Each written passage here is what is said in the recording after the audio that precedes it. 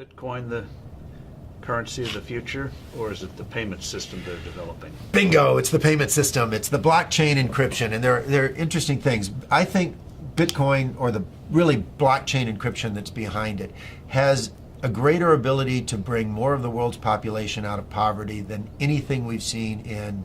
Well, for one thing, it's a cheap payment system.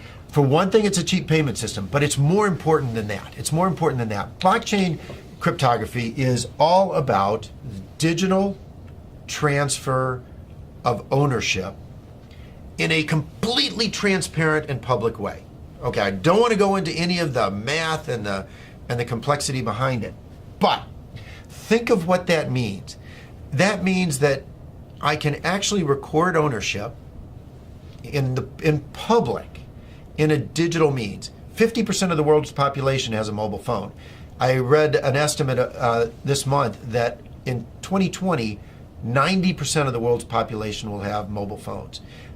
That's probably a high estimate, but that's okay. Now, $35 smartphones. But we're throwing them away, and they can ship them off to emerging markets.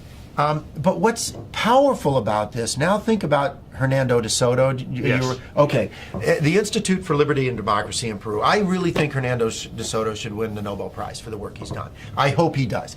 But he's gone around the world and identified one of the most powerful things to the economy and the creation of wealth, and that is the ownership of property.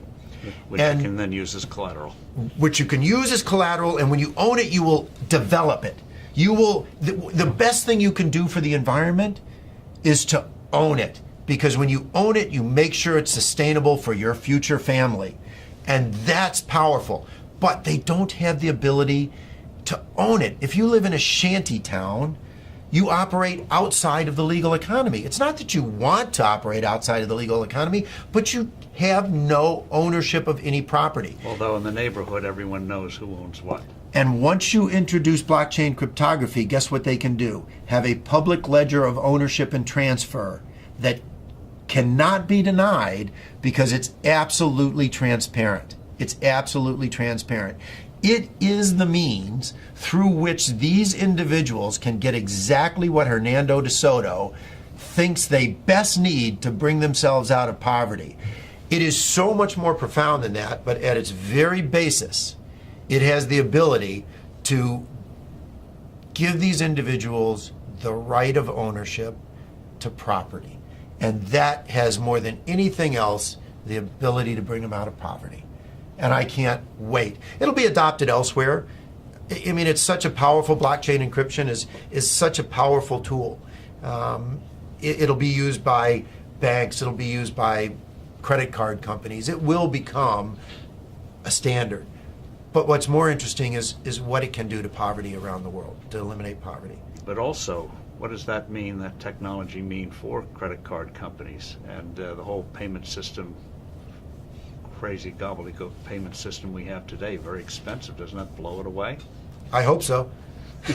I hope so. I mean, think about it. When there was one manufacturer of phones in the U.S. government, what did we have? This big clunky rotary thing that sat on desks. Now, what do we have? Cell phones of all flavors, sizes. I can sit in Africa and on my cell phone take courses at MIT because they're public record. It's absolutely astounding what happens when you can actually innovate around the world and compete. And what is happening is blockchain cryptography, forget Bitcoin, creates a competitive technology, a competitive innovation that these credit card companies will have to adopt. The ones that adopt it first will bring their cost base down. And importantly, if you think about a retail store, and I have this with my kids are off in college and they go to a retail store, they use their credit card.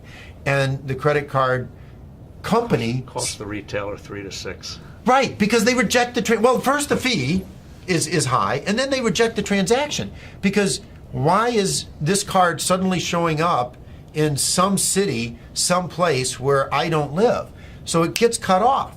Well, with blockchain cryptography, the buyer and the seller automatically trust each other over an untrusted network. That's what's so powerful about it. A blockchain-based transaction is verified within 10 minutes. It's not verified within 10 minutes for a credit card, which is why 5 to 10% of all transactions are rejected on the spot. It's not verified until often days later. Even a check is not verified for days. And that is completely taken out of the system. So on day one, the retailer's sales go up because they don't have to reject the transaction and they save on the fees. It doesn't really get much better than that if you're looking for a disruptive innovation in any single industry. It's wonderful.